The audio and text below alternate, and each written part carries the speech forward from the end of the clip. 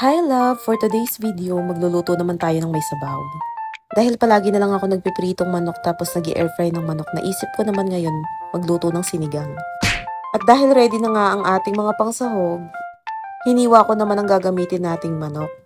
Syempre, manok na naman, wala namang bago. At dahil nga frozen pa tong manok, binabad ko muna siya ng konti sa tubig. At nang matanggalan naman to sa pagkayelo, nag-start na akong hiwain ng manok dyan. Syempre love, nagpapasikat na ako sa pamilya mo. Dapat alam nila na marunong din ako magluto ng may sabaw. At nang matapos nga akong maghiway, nagpainit na agad ako ng kawali. At nang mainit naman yung kawali, sunod naman nilalagyan ko to ng mantika. Use oil nga pala yung ginamit ko dyan, love. Yung pinagprituhan ko ng fried chicken ng isang araw. Pagkatapos naman iginisa ko naman ang ating mga panangkap. Kamatis, sibuyas, bawang at luya. Hanggang doon na lang muna, baka makompleto natin ang bahay kubo. At katulad nga ng mga sinasabi ko, kanya-kanya naman siguro tayo sa pagluluto ng sinigang. Siguro naman ay malalaki na kayo at alam nyo na kung paano magluto ng sinigang.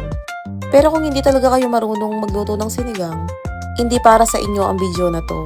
I-search nyo na lang si Panlasang Pinoy. Chares! Ikaw ba love, anong paborito mong pagkain na may sabaw? Para naman sa susunod na video ko, yun naman yung lulutuin ko. O kaya naman ibigyan mo ko ng idea kung ano yung mga gusto mong pagkain. Kahit i-comment mo lang yan sa baba. At pagkatapos nga dyan ay nilagay ko na yung mga manok. Alam mo ba love, ma-share ko lang sa'yo.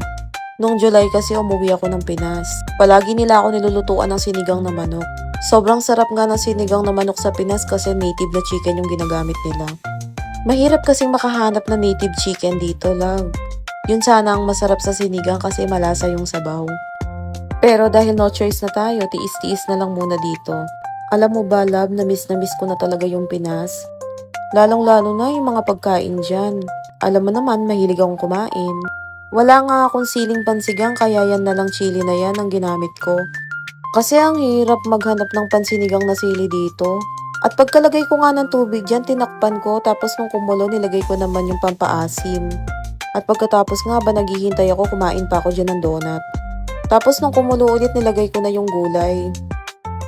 Tapos tinakpan ko ulit at yan, meron na tayong sinigang. O diba love, pakisabi sa mama mo marunong na ako magluto ng sinigang.